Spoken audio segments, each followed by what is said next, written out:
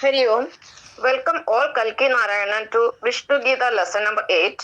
Today we are going to learn the second part of the secret of Sri Kalki Avatar. Who is Kalki, the real incarnation of Lord Mahavishnu? All human beings are Kalkis, no doubt, but the real incarnation of Vasudeva Sri Krishna Kalki Raman is indeed unique. It is me, myself, my spirit, my bioenergy is Kalki Raman. My name is Sheila Kumari Ayyappan. I am not only a BSc BEd teacher but also an enlightened spiritual teacher, that is a guru, since 2007. I hereby declare that I am the last incarnation of Lord Mahavishnu, that is Narayan, and also the rebirth of Lord Ram, Krishna and Jesus. എല്ലാവരും ഭഗവാൻ തന്നെയാണെന്ന് മനസ്സിലായാലും ഭൂമിയിലുള്ള ഓരോ മനുഷ്യനും ഓരോ ദൈവമാണ്, ഓരോരുത്തരും ഓരോ ഭഗവാനാണ്. ഒന്നിൽ ഒരാൾ വിഷ്ണു, അല്ലെങ്കിൽ മറ്റൊരാൾ ശിവൻ, അല്ലെങ്കിൽ ബ്രഹ്മാവ്. ഈ മൂന്നുതരം ഭഗവാന്മാരെ ഉള്ളൂ ഈ ഭൂമിയില്. നാലാമതൊരു ഭഗവാൻ ഈ ലോകത്തില്ല. അപ്പൊ ഈ മൂന്ന് ഭഗവാന്മാരും ചേരുമ്പോഴാണ് വിശ്വനാഥനായ അല്ലെ പ്രപഞ്ചനാഥനായ നാരായണൻ പൂർണ്ണമാകുന്നത്. എന്നാൽ ചിലരിൽ ഇത് മൂന്നും പൂർണ്ണമാകുന്നുണ്ട്. അങ്ങനെ ഒരു വ്യക്തിയെ കുറിച്ചാണ് നമ്മൾ ഇനി പഠിക്കാൻ പോകുന്നത്. അടുത്തത് ഷീലായപ്പനായ എന്റെ ജന്മരഹസ്യത്തെ കുറിച്ചാണ് ഇനിയത്തെ പോയിന്റ് നമ്മൾ പഠിക്കുന്നത്. ഷീലായപ്പനായ എന്റെ ജന്മരഹസ്യം, ഞാൻ ആരാണ് എന്നുള്ളത്. അപ്പൊ ആദ്യം എന്നെ കുറിച്ച് അല്പം പറയാം. ഞാൻ 1961 മെയ് 13 രാവിലെ 6:05 ജനിക്കുന്നത്. പത്തനംതിട്ട ജില്ലയിലെ പ്രക്കാനം എന്ന സ്ഥലത്ത് PN രാമന്റെയും MV സരസമ്മയുടെ മകളായിട്ടാണ് എന്റെ ജന്മം. എനിക്കൊരു ഓമന പേരുണ്ട്, മിനിമോൾ എന്നാണ് എന്നെ നാട്ടുകാരും വീട്ടുകാരും ഒക്കെ വിളിച്ചിരുന്നത്. ഞാൻ അമ്മയുടെ ഗർഭത്തിൽ പ്രവേശിച്ചത് 1962 ഓഗസ്റ്റ് 13 രാത്രി 9:40 ഇതൊക്കെ കൃത്യമായിട്ട് എങ്ങനെ പറയാൻ നമുക്ക് സാധിക്കുമെന്ന് നിങ്ങൾ വിചാരിക്കും. നമുക്കൊരു ആത്മജ്ഞാനി, നമ്മളൊരു യോഗിയായി കഴിഞ്ഞാൽ നമുക്ക് ഇതെല്ലാം കൃത്യമായിട്ട് കാണാൻ സാധിക്കുന്നതാണ്. അപ്പൊ നമുക്കൊക്കെ ഉള്ള പ്രായം എന്താ, നമ്മൾ ജനിച്ച ദിവസം തൊട്ടുള്ള പ്രായമല്ലേ നമ്മൾ കണക്കാക്കുന്നത്. പക്ഷെ നമ്മളൊക്കെ ജനിക്കുന്ന അതിനും 10 മാസം മുമ്പല്ലേ നമ്മുടെയൊക്കെ ജനനം നടക്കുന്നത്. അപ്പൊ ഞാൻ മെയ് 13 ജനിച്ചപ്പോ ഞാൻ തീർച്ചയായിട്ടും ഓഗസ്റ്റ് 13 അമ്മയുടെ ഗർഭത്തിൽ പ്രവേശിച്ചത്. അക്കാര്യത്തിൽ എനിക്ക് സംശയമൊന്നുമില്ല. കാരണം എനിക്ക് 3 മക്കളുണ്ട്. 3 മക്കളും ജനിച്ചിരിക്കുന്ന ഓരോരുത്തരും ജനിച്ചിരിക്കുന്ന ഓരോ 13 ഷീല ടീച്ചറിന്റെ വലിയ മകൻ ദീപു ജനിക്കുന്ന 1986 മെയ് 13 അന്ന് എന്റെ പിറന്നാളായിരുന്നു. പിന്നെ അതിനുശേഷം ഞാനും സന്തോഷ് വർഗീസുമായിട്ട് ഡൈവോഴ്സായ കാര്യമൊക്കെ ഞാൻ പറഞ്ഞിട്ടുണ്ടല്ലോ. പിന്നീട് അയ്യപ്പച്ചന്റെ വിവാഹം കഴിക്കുന്ന 1998 ഡിസംബർ 13 അന്നത്തെ ദിവസം എന്റെ വരെ ജനിച്ചതാണ് രണ്ടാമത്തെ മകനായ വിനായക. പിന്നെ മൂന്നാമത്തേത് മകളാണ്. മകള് വയറ്റിൽ ജനിക്കുന്നത് 2001 ഒക്ടോബർ 13 ഇതെല്ലാം എനിക്ക് കൃത്യമായിട്ട് അറിയാം. അതുപോലെ ഞാനും ഈ ഭൂമിയിൽ അമ്മയുടെ ഗർഭത്തിൽ പ്രവേശിച്ചത് ഒരു 13 തന്നെയാണ്. പിന്നെ അന്ന് തൊട്ടാണ്, അതായത് 1962 ഓഗസ്റ്റ് 13 മുതലാണ് പ്രപഞ്ച പിതാവായ നാരായണന്റെ ഊർജത്തിന് ട്രാൻസ്ഫോർമേഷൻ സംഭവിച്ചത്. അന്ന് മുതൽ അത് കൽക്കി ഊർജത്തിലേക്ക് ചേഞ്ച് ആയി. കൽക്കി ഊർജം എന്ന് പറഞ്ഞാൽ ഒരു ഡിസ്ട്രക്റ്റീവ് ഊർജമാണ്, അതായത് നാശത്തിന്റെ ഊർജമാണ്. അക്കാര്യത്തിൽ യാതൊരു സംശയവുമില്ല. ഡിസ്ട്രക്ഷനിലെ എനർജി തന്നെയാണ്. അപ്പൊ എനർജി ആയതുകൊണ്ട് energy can be converted from one form to another. നമുക്കറിയാം, എനർജിയെ നമുക്കൊരു രൂപത്തിൽ നിന്ന് മറ്റൊരു രൂപത്തിലേക്ക് കൺവേർട്ട് ചെയ്യാൻ സാധിക്കുന്നതാണ്. 1962 ഓഗസ്റ്റ് 13 മുതൽ ജനിച്ചവരെല്ലാം കൽക്കികളാണ്. എല്ലാവരിലും ഇരിക്കുന്ന കൽക്കി ഊർജമാണ്. അക്കാര്യത്തിൽ യാതൊരു സംശയവുമില്ല. ഇതിൽ 3 തരം കൽക്കികളുണ്ട്: വിഷ്ണു കൽക്കി, ബ്രഹ്മ കൽക്കി, ശിവകൽക്കി. അത് സ്വഭാവം അനുസരിച്ചാണ്. നന്മ ചെയ്യുന്ന കൽക്കികളൊക്കെ വിഷ്ണു കൽക്കികളാണ്. നന്മയും തിന്മയും മിക്സപ്പായിട്ട് ചെയ്യുന്നവരൊക്കെ ബ്രഹ്മ കൽക്കികളാണ്. പിന്നെ തിന്മ മറ്റുള്ളവരെ ദ്രോഹിക്കുന്ന കൽക്കികളൊക്കെ ശിവകൽക്കികളും ആകുന്നു. ഇനി എന്റെ പേഴ്സണൽ ആയിട്ടുള്ള കുറച്ച് കാര്യങ്ങളൊക്കെ പറയാനുണ്ട്. പിന്നെ ഞാൻ ജന്മന ഒരു വിഷ്ണു ഭക്തയാണ്. എന്റെ മുത്തശ്ശനും മുത്തശ്ശിയും പരമ വിഷ്ണു ഭക്തരായിരുന്നു. രാമായണവും ഭാഗവതവും ഒക്കെ അവരെന്നെ പഠിപ്പിച്ചിട്ടുണ്ടായിരുന്നു. ആദ്യത്തെ എന്റെ 10 വർഷങ്ങള് വലിയ കുഴപ്പമില്ലാതെ സുഖദുഃഖ സമ്മിശ്രമായിട്ട് ആണ് പോയിരിക്കുന്നത്. പക്ഷെ ഒരു കുട്ടി അനുഭവിക്കുന്ന സന്തോഷമൊന്നും ഞാൻ അനുഭവിച്ചിട്ടില്ല. കാരണം എനിക്കൊരു അച്ഛനില്ലാതെ വളർന്ന ഒരു കുട്ടിയാണ്. എനിക്ക് വളരെ സങ്കടമായിരുന്നു. എന്റെ അച്ഛൻ എവിടെ പോയി, എന്റെ അച്ഛൻ എന്തുകൊണ്ട് എന്റെ കൂടെ? എല്ലാ കുട്ടികൾക്കും അച്ഛനമ്മമാരെ ഒന്നിച്ച് ജീവിക്കുന്ന കാണുന്നുണ്ട്. എല്ലാ കുട്ടികൾക്കും അച്ഛനമ്മമാരുണ്ട്, എനിക്ക് മാത്രം എന്താ ഇല്ലാതെ. അങ്ങനെ എനിക്ക് ഭയങ്കര ദുഃഖമായിരുന്നു. പിന്നെ ഒരുപാട് പീഡനങ്ങളൊക്കെ ഞാൻ ഈ പീരീഡിൽ അനുഭവിച്ചിട്ടുണ്ട്. ആ പീഡനങ്ങൾ പലതും പീഡന ശ്രമങ്ങളും ആയിരുന്നു. പീഡനവും അനുഭവിച്ചിട്ടുണ്ട്. അതൊക്കെ എന്റെ മനസ്സിനെ വല്ലാതെ വേദനിപ്പിച്ചു. അങ്ങനെ എനിക്ക് ദുഃഖമായിരുന്നു ചെറുപ്പത്തില്. പിന്നീട് 10 വയസ്സായപ്പോ അമ്മ കല്യാണം കഴിച്ചു പോയി. അതോടുകൂടി എന്റെ കഷ്ടകാലം തുടങ്ങിയെന്ന് പറഞ്ഞാൽ മതി. പിന്നീട് രണ്ടാം അച്ഛന് വേണ്ടി ചേരാറായി. പിന്നെ അതിനുശേഷം 10 വയസ്സ് തൊട്ട് ഒരു 20 വർഷം, അതായത് 30 വയസ്സ് വരെ എന്റെ ജീവിതം എന്ന് പറയുന്നത് ദുഃഖപർവ്വം തന്നെയായിരുന്നു. ദുഃഖത്തിലും ദുരിതത്തിലും പ്രയാസത്തിലും കഷ്ടപ്പാടുകളിലും കൂടെ മാത്രമാണ് ഞാൻ കടന്നുപോയത്. ഞാൻ എന്ത് ചെയ്താലും അതെല്ലാം എനിക്ക് തിരിച്ചടിയായിരുന്നു. എനിക്ക് ഭയങ്കര തിരിച്ചടികളാണ് എനിക്ക് ജീവിതത്തിൽ ഏൽക്കേണ്ടി വന്നത്. ഗൾഫിലൊക്കെ പോയിട്ടുണ്ട്, എല്ലാം ഫെയിലായിരുന്നു. പിന്നെ 93 ആയപ്പോഴും ഞാൻ ഗൾഫിൽ നിന്ന് വന്നിട്ട് സ്കൂളിൽ ജോലി കയറി. അന്നോട്ട് ഞാൻ പഴയ വിഷ്ണു ഭക്തിയിലേക്ക് വന്നു. പിന്നീട് എനിക്ക് അധികം തിരിഞ്ഞു നോക്കേണ്ടി വന്നില്ല. പിന്നീട് ജീവിതമൊക്കെ വളരെ സ്മൂത്തായിട്ട് പോകാൻ തുടങ്ങി. അയ്യപ്പച്ചേട്ടനെ പരിചയപ്പെടുകയും ഞങ്ങൾ തമ്മിൽ ഇഷ്ടമാവുകയൊക്കെ ചെയ്തു. അയ്യപ്പച്ചേട്ടനാണ് എന്നെ ഗുരുവായ മാതാമൃതാനന്ദമയി അമ്മയുടെ അടുത്ത് കൊണ്ടുപോകുന്നതും ഗുരുവിനെ കിട്ടുന്നതും. ഗുരുവിൽ കൂടെ നമ്മൾ പതുക്കെ പതുക്കെ ആത്മജ്ഞാനത്തിലേക്ക് വന്നു. നമ്മുടെ മനസ്സിനൊക്കെ ഒരുപാട് മാറ്റം സംഭവിച്ചു. ചെറുപ്പത്തിലുള്ള കീർത്തനങ്ങൾ പഠിച്ചതൊക്കെ നമ്മൾ വീണ്ടും അതെല്ലാം ഇറക്കാൻ തുടങ്ങി. അങ്ങനെ 2004 അതിനുള്ളിൽ 2 മക്കളുണ്ടായി. അയ്യപ്പൻചേട്ടനെ കല്യാണം കഴിക്കുന്ന 1998 99 വിനായക ഉണ്ടായി. 2002 ഐശ്വര്യമോൾ ഉണ്ടായി. അങ്ങനെ 2 മക്കളുണ്ടായി. പക്ഷെ എന്റെ മനസ്സിൽ മുഴുവനും ഗുരുവായിരുന്നു, അല്ലെങ്കിൽ ഈശ്വരനായിരുന്നു. ഞാൻ കുടുംബത്തോടു കൂടി തന്നെ ആത്മീയ വിദ്യയും സ്വായത്തമാക്കിക്കൊണ്ടേയിരുന്നു. 2004 ഞാൻ ആഗ്രഹിച്ചതെല്ലാം സാധിച്ചു. ഗുരുവിന്റെ അനുഗ്രഹം കൊണ്ടാണ്. 1995 ഗുരുവിനെ കണ്ടെത്തുന്നത്. അയ്യപ്പൻചേട്ടനാണ് അതിന് കാരണമായി തീർന്നത്. എല്ലാ വർഷവും ഗുരു ബോംബെയിലെ നെരൂൾ എന്ന് പറഞ്ഞ സ്ഥലത്ത് വരുവാൻ. അവിടെ പോയി ഞാനും അയ്യപ്പൻചേട്ടനും കൂടി ഗുരുവായ അമ്മയുടെ ദർശനം വാങ്ങുമായിരുന്നു. ഗുരുവിന്റെ അനുഗ്രഹത്താലായിരിക്കും, അല്ലെങ്കിൽ ഭഗവാൻ അനുഗ്രഹം കൊണ്ടാണ് 2004 എല്ലാ ആഗ്രഹങ്ങളും സാധിച്ചത്. അതിനുശേഷം എൻ്റെ മനസ്സിനോട് ഞാൻ ചോദിച്ചു, ഇനി ഞാൻ എന്താ ചെയ്യേണ്ടത്? എല്ലാ ആഗ്രഹം സാധിച്ചല്ലോ, ഇനിയിപ്പോൾ അടുത്ത എന്താണ്? അപ്പൊ ഇത്രയും നാൾ എനിക്ക് വേണ്ടതെല്ലാം സാധിച്ചു തന്ന ഭഗവാന് വേണ്ടി ഞാൻ എൻ്റെ ജീവിതം സമർപ്പിച്ചു. കുടുംബജീവിതവും ആത്മീയ യാത്രയും എല്ലാം ഒന്നിച്ചു കൊണ്ടുപോയി. സ്കൂളുണ്ട്, ട്യൂഷനുണ്ട്, പിന്നെ കുടുംബത്ത് ഭർത്താവുണ്ട്, മക്കൾ 3 പേരുണ്ട്. ഇവരെല്ലാം നോക്കണം. ഇളയ മക്കൾക്ക് 2 വയസ്സും രണ്ടാമത്തെ മകൻ 5 വയസ്സുമായിരുന്നു പ്രായം. ഇവരെയും കൂട്ടിയാണ് ഞാൻ എൻ്റെ ആത്മീയാത്ര തുടർന്നത്. എൻ്റെ ആത്മീയാത്ര എന്ന് പറഞ്ഞാൽ എൻ്റെ മനസ്സിൽ കൂടെയുള്ള യാത്ര. ഞാൻ എവിടെയും പോയിട്ടില്ല. അങ്ങനെ 2006 അവസാനമായപ്പോഴത്തേന് എന്നിൽ ഒരുപാട് മാറ്റങ്ങൾ സംഭവിച്ചു. സനാതന മൂല്യങ്ങളിൽ കൂടെ ആയിരുന്നു തുടക്കം. അതായത് സത്യം, സ്നേഹം, അഹിംസ, സഹനം, സാഹോദര്യം, ത്യാഗം, വിനയം, ഭക്തി, ഇവയൊക്കെയായിരുന്നു ആദ്യമായിട്ട് പ്രചരിപ്പിച്ചുകൊണ്ടിരുന്ന മൂല്യങ്ങൾ. സ്കൂളിൽ ചെന്ന് കുട്ടികളെ പഠിപ്പിക്കും ഈ മൂല്യങ്ങളൊക്കെ. അതുപോലെ ട്യൂഷൻ കുട്ടികളെ ഇതൊക്കെ പഠിപ്പിക്കും. ഇതായിരുന്നു തുടക്കം.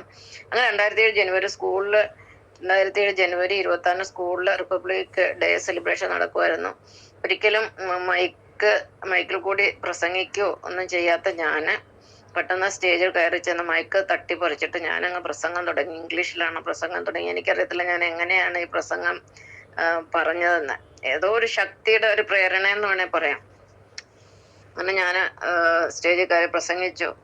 അത് കഴിഞ്ഞിട്ട് പ്രസംഗം നിർത്താൻ പറ്റാതെ വന്നപ്പം ടീച്ചേഴ്സൊക്കെ വന്നിട്ട് എന്നെ പിടിച്ചുകൊണ്ട് കൊണ്ടുപോയി സ്റ്റാഫ് റൂമിൽ കൊണ്ടിരുത്തുകയാണ് ചെയ്തത്. പിന്നീട് അതിനുശേഷം ഒരുപാട് സംഭവവികാസങ്ങളുണ്ടായി. പിന്നീട് എല്ലാ ഭഗവാന്മാരുടെ അന്ന് വരെ ഞാൻ ഇതൊക്കെ ദൈവങ്ങളെ കുറിച്ച് കേട്ടിട്ടുണ്ട്, അറിഞ്ഞിട്ടുണ്ട്. അവരുടെ എല്ലാം സ്വപ്ന ദർശനമുണ്ട്. സ്വപ്നത്തിൽ വന്ന് എല്ലാവരും ദർശനം തന്നു. പിന്നെ അതിനുശേഷം ഞാൻ ആഗ്രഹിച്ചത് വിഷ്ണു ഭഗവാന്റെ ദർശനമാണ്. അത് കിട്ടാൻ ഒരുപാട് സമയമെടുത്ത് 2010 എനിക്ക് 2010 ജനുവരി 10 എനിക്ക് വിഷ്ണു ഭഗവാന്റെ ദർശനം കിട്ടുന്നത്. അതൊരു വലിയ അനുഭവമായിരുന്നു. വെളുപ്പാങ്കാലത്താണ് ഞാൻ ഭഗവാനെ ദർശിക്കുന്നത്. ഭയങ്കര പ്രകാശ രൂപത്തോടുകൂടിയാണ് ദർശിക്കുന്നത്. അത് കണ്ടിട്ട് ഞാൻ ചാടി എണീക്കുകയുണ്ടായി. എണീറ്റ് കഴിഞ്ഞപ്പോൾ ഒന്നും കാണാനില്ല. അങ്ങനെ ആ ദർശനത്തിന്റെ തുടക്കം 2007 തൊട്ടാണ് സംഭവിച്ചത്. ഭഗവാന്റെ ദർശനത്തിന് ശേഷം എനിക്ക് സ്കൂളിൽ പഠിപ്പിക്കുന്ന വലിയ ബുദ്ധിമുട്ടായി. കാരണം സ്കൂളിൽ ചെല്ലുന്ന ഭയങ്കര ശബ്ദം, പിള്ളേരൊക്കെ ക്ലാസ്സിൽ ബഹളം വെക്കുന്നൊന്നും കേട്ടാൽ പിന്നെ ഭയങ്കര ബുദ്ധിമുട്ടായിട്ട് തോന്നി. അപ്പം ഇനി എനിക്ക് ഈ സ്കൂളിലെ പണി പറ്റത്തില്ലെന്ന് തോന്നിയ കാരണം ഞാൻ റിസൈൻ ചെയ്തു. 13 വർഷത്തെ സർവീസ് ബാക്കിയായിരുന്നു. പിന്നീട് വീട്ടിൽ വന്നിരുന്ന് ട്യൂഷൻ എടുക്കുകയും വീട്ടിലെ കാര്യങ്ങളൊക്കെ നോക്കി മുന്നോട്ട് പോവുകയായിരുന്നു. കിട്ടുന്ന സമയത്തൊക്കെ നാമജപമൊക്കെ ഉണ്ടായിരുന്നു. ഞാൻ ഒരിക്കലും ധ്യാനിച്ചിട്ടോ ജപിച്ചിട്ടോ ഒന്നുമല്ല എനിക്ക് ഭഗവാന്റെ ദർശനം കിട്ടിയ. എൻ്റെ കർമ്മമാണ് പ്രധാനമായിട്ടും കർമ്മം. പിന്നെ മനസ്സിലുള്ള ചെറുപ്പം മുതലേ ഉണ്ടായിരുന്ന ഉറച്ച വിഷ്ണു ഭക്തി. ഇത് രണ്ടാണ് പ്രധാനമായിട്ടും ഈ ദർശനത്തിനിടയാക്കിയ. സാധാരണ ഒരു ആൾക്ക് ദർശനം കിട്ടണമെങ്കിൽ അവർ ഒരുപാട് കാലത്തെ തപസ്യകളും സാധനകളും ഒക്കെ ചെയ്തിട്ടാണ്. പക്ഷെ എനിക്ക് അങ്ങനെയൊന്നും ഉണ്ട്. ഇത് ഒരു എന്താ പറയുക, നാച്ചുറലായിട്ട് സംഭവിച്ച ഒരു കാര്യമാണ്. ആത്മദർശനം അഥവാ എൻലൈറ്റ്മെന്റിന് ശേഷം ഞാൻ കുറെ സത്യങ്ങൾ കണ്ടെത്തി. ആ സത്യങ്ങൾ ഇവയാണ്. ഒന്നാമത്തേത്, ഞാൻ ശരീരമല്ല, നാശമില്ലാത്ത ആത്മാവാണ്, ഊർജമാണ്, പരമാത്മാവാണ്. ജീവാത്മാവും പരമാത്മാവും ഒന്ന് തന്നെയാണ്. നമ്മുടെ ശരീരം ഏത് നിമിഷവും നശിച്ചു പോകാം, ഇന്നല്ലെങ്കിൽ നാളെ ഏത് നിമിഷവും നശിച്ചു പോകാവുന്നതാണ് നമ്മുടെ ശരീരം. ഞാൻ ശരീരം കൊണ്ട് ഷീലായ്യപ്പനും മനസ്സ് അഥവാ ആത്മാവ് കൊണ്ട് സാക്ഷാൽ വിഷ്ണു അഥവാ നാരായണനും ആകുന്നു. എൻ്റെ മനസ്സിലാണ് നാരായണൻ അഥവാ വിഷ്ണു ഇരിക്കുന്നത്. രണ്ടാമത്തേത്, ഞാൻ തന്നെയാണ് വിഷ്ണു ഭഗവാന്റെ 24 അവതാരങ്ങൾ. വിഷ്ണു ഭഗവാൻ മൊത്തത്തിൽ 24 അവതാരങ്ങളാണ് എടുത്തിരിക്കുന്നത്. 23ാമത്തെ അവതാരം എന്ന് പറയുന്നത് ശ്രീ സാക്ഷാൽ യേശുക്രിസ്തു തന്നെയാണ്. മൂന്നാമത്തെ, ഞാൻ പ്രധാനമായും വാമനൻ, ശ്രീരാമൻ, ശ്രീകൃഷ്ണൻ, ശ്രീ ബലഭദ്രരാമൻ, ശ്രീ യേശുക്രിസ്തു, മോഹിനി എന്നിവർ ചേർന്ന ഒരു സമ്പൂർണ്ണ വിഷ്ണുയോഗി ആകുന്നു.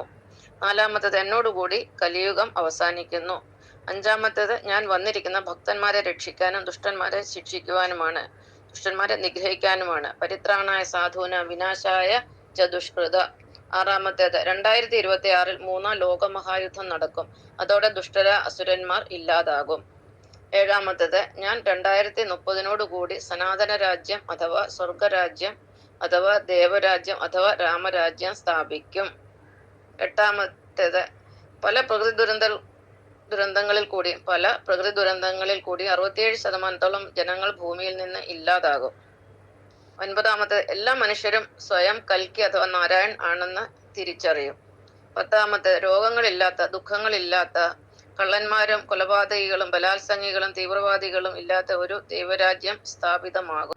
11ാമത്തേത്, എല്ലാ അവതാരങ്ങളും ഗുരുക്കന്മാരായിട്ടാണ് ഭൂമിയിൽ എത്തുന്നത്. ഞാനും ഒരു യഥാർത്ഥ ഗുരു തന്നെയാണ്. കാരണം ഞാനൊരു BSc B.Ed ടീച്ചറായിട്ടാണ് ജീവിതത്തിൽ 26 വർഷങ്ങൾ ചെലവഴിച്ചത്. 12ാമത്തേത്, എല്ലാ അവതാരങ്ങളും മോസ്റ്റ്ലി അവതാരങ്ങളൊക്കെ പുരുഷന്മാരായിട്ടാണ് ജന്മം എടുക്കുന്നത്. പക്ഷേങ്കിൽ വിഷ്ണു ഭഗവാന് തൻ്റെ 12ാമത്തെ അവതാരം മോഹിനിയായി സ്ത്രീയായിട്ടാണ് അവതരിച്ചത്. 24ാമത്തെ അവതാരവും സ്ത്രീയായിട്ട് തന്നെ അവതരിച്ചു. കാരണം ഇന്ന് കലിയുഗത്തിലെ ഇവിടെയുള്ള എല്ലാ ആളുകളും ആത്മവിദ്യയിൽ നഴ്സറി കുട്ടികളാണ്. നഴ്സറി കുട്ടികളെ സാധാരണയായിട്ട് ലേഡീസ് ടീച്ചർമാരാണ് പഠിപ്പിക്കുന്നത്. ഒരൊറ്റ ജെൻസ് ടീച്ചർ പോലും നഴ്സറി കുട്ടികളെ പഠിപ്പിക്കാറില്ല. അപ്പം ഒരു നഴ്സറി കുട്ടിയുടെ അറിവുള്ള ഈ മനുഷ്യരെ ആത്മവിദ്യ പഠിപ്പിക്കണമെങ്കിൽ അതിനൊരു ടീച്ചർ തന്നെയാണ് യോജിച്ചത്. ഒരു ലേഡി ടീച്ചർ തന്നെയാണ് അതിന് ഏറ്റവും അനുയോജ്യമായത്. അതുകൊണ്ടാണ് ഒരു സ്ത്രീ രൂപത്തിലേക്ക് ഭഗവാൻ നാരായൺ, നമ്മുടെ എല്ലാം പിതാവ് നാരായൺ എന്നെ രൂപപ്പെടുത്തിയെടുത്തത്. അടുത്തത് 13ാമത്തേത്, ഞാൻ കൽക്കിയാണെന്ന് അറിഞ്ഞു. നിങ്ങളും ഇപ്പം മനസ്സിലാക്കിയിട്ടുണ്ടാവും. പക്ഷെ ഒരിക്കലും എൻ്റെ അടുത്ത് ആർക്കും വരാൻ സാധ്യമല്ല. എന്നെ ആർക്കും നേരിട്ട് കാണുകയും സാധ്യമല്ല. ഒരിക്കലും എന്നല്ല, ഒരു പ്രത്യേക കാലഘട്ടം വരെ. കാരണം ഇവിടെ ഞാനൊരു ജോലി സ്ഥലത്താണ് താമസിക്കുന്ന, ഒരു ബിൽഡിംഗ് പ്രിമൈസിലാണ്. ഇവിടെ അങ്ങനെയൊന്നും ആർക്കും വരാൻ പറ്റത്തില്ല. എൻ്റെ ഒരു പെർമിഷൻ ഇല്ലാതെ എന്നെ ആർക്കും കാണാൻ സാധ്യമല്ല. കാരണം നമ്മുടെ മക്കൾക്കോ ഭർത്താവിനോ എന്നെ കാണണമെങ്കിൽ നേരത്തെ ഇവിടെ പെർമിഷനൊക്കെ വാങ്ങിച്ചതിന് ശേഷമേ ഇങ്ങോട്ട് വരാൻ പറ്റുള്ളൂ. ഞാൻ അവരെ ഇങ്ങോട്ട് അധികം വിളിക്കാറില്ല. അവരെ കാണണമെങ്കിൽ ഞാൻ അങ്ങോട്ട് പോയി കാണുക നിവർത്തിയുള്ളൂ. ഇനി ഏതെങ്കിലും ഒരു സുഹൃത്ത് അല്ലെ ഏതെങ്കിലും ഒരു ഭക്തൻ, നല്ലൊരു ഈശ്വരവിശ്വാസി ഒരാൾക്ക് എന്നെ കാണണമെങ്കിൽ ഫോണിൽ കൂടെ സംസാരിച്ചിട്ട്, എനിക്കും അവര് ആപ്റ്റാണ്, അവരെ കണ്ടാൽ കൊള്ളാം, അവരൊരു ഭക്തനാണ്, നല്ലൊരു വിഷ്ണു ഭക്തനാണ് എന്നൊക്കെ തോന്നി കഴിയുമ്പോഴാണ് ഞാൻ അവരെ ഒന്ന് കാണുന്നത്. അങ്ങനെ ഞാൻ ഈ കഴിഞ്ഞ 11 വർഷത്തിനിടയിൽ 2-3 ഫ്രണ്ട്സിനെ ഞാൻ ഈ ബോംബെയിൽ വെച്ച് കണ്ടിട്ടുണ്ട്. അല്ലാതെ ആരെയും എനിക്ക് കാണാൻ സാധിച്ചിട്ടില്ല. അങ്ങനെ കാണാനും പറ്റുകയില്ല. പക്ഷേങ്കിൽ എല്ലാവർക്കും എല്ലാ ഭക്തന്മാരെയും ഞാൻ കാണുന്നതാണ്. പക്ഷേങ്കിൽ അതിനൊരു സമയമുണ്ട്. 2029 മാത്രമേ ഭക്തരെ എനിക്ക് നേരിട്ട് കാണാൻ സാധിക്കുകയുള്ളൂ.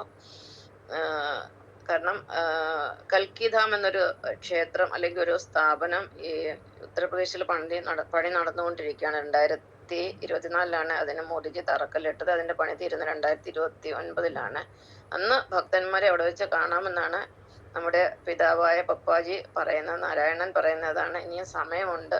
ആ ഒരു സമയമായെങ്കിലേ ഭക്തന്മാരെ എനിക്ക് നേരിട്ട് കാണാൻ സാധിക്കുള്ളൂ. അതുവരെ ഞാനിങ്ങനെ ഒറ്റയ്ക്ക് തന്നെ ആയിരിക്കും. എൻ്റെ ഉള്ളിലിരിക്കുന്ന ഭഗവാനെ ഞാൻ കണ്ടെത്താൻ ഉപയോഗിച്ച വഴിയെന്ന് പറഞ്ഞാൽ ഭക്തിയോഗം, കർമ്മയോഗം, ജ്ഞാനയോഗമാണ്. ഭക്തിയോഗം ജന്മനാ കിട്ടിയതാണ്. അതിനുശേഷം കർമ്മയോഗത്തിൽ വന്നു. 12 വയസ്സ് തൊട്ട് കർമ്മം ചെയ്യുന്നുണ്ടായിരുന്നു, അതായത് ഒരു തൊഴിൽ ചെയ്യുന്നുണ്ടായിരുന്നു. പിന്നീട് ഈ ഭക്തിയും കർമ്മവും ഒന്നിച്ചു വന്നപ്പോൾ ജ്ഞാനം തനിയെ വന്നു ചേർന്നു. അപ്പം ഭക്തിയോഗം, കർമ്മയോഗവും ജ്ഞാനയോഗമാണ് ഞാൻ അനുഷ്ഠിച്ച വഴി. സാധാരണ ദൈവത്തിനെ കണ്ടതിന് ആൾക്കാർ പല പല സാധനകളും തപസ്സുകളും ഒക്കെ അനുഷ്ഠിക്കാറുണ്ട്. ഇത് സ്വയമേവ സംഭവിച്ചതാണ്. ഇനി ഒരാൾക്ക് ഭഗവാനെ കണ്ടെത്തണമെങ്കിൽ ഈ വഴി അത്ര എളുപ്പമല്ല. അതിനുവേണ്ടി ഭക്തൻ ചെയ്യേണ്ട ഇതാണ്: 6 കൂട്ടം കാര്യങ്ങൾ ജീവിതത്തിൽ പ്രാവർത്തികമാക്കുക. 1, നിഷ്കാമ ഭക്തി. 2ാമത്തെ നിഷ്കാമ സ്നേഹം. 3ാമത്തെ നിഷ്കാമ കർമ്മം. 4ാമത്തേത് നിർവൈരത. 5ാമത്തേത് നിഷ്കപടത. 6ാമത്തേത് അഹിംസ. ഈ 6 കാര്യങ്ങൾ നമ്മൾ പാലിച്ചു കഴിഞ്ഞാൽ നമ്മുടെ ഉള്ളിലിരിക്കുന്ന ഭഗവാനെ നമുക്ക് കണ്ടെത്താൻ സാധിക്കും. ഭഗവാൻ ഉള്ളിൽ നിന്ന് ഉണരാൻ തുടങ്ങും.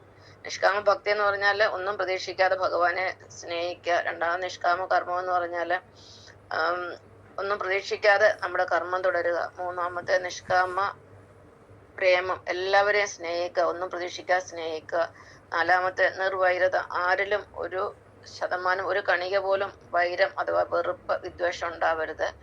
5, നിഷ്കപടത, നമുക്ക് കള്ളത്തരം ഉണ്ടാവരുത്. ചതിവ്, വഞ്ചന ഇവയൊന്നും നമ്മളെ ബാധിക്കരുത്.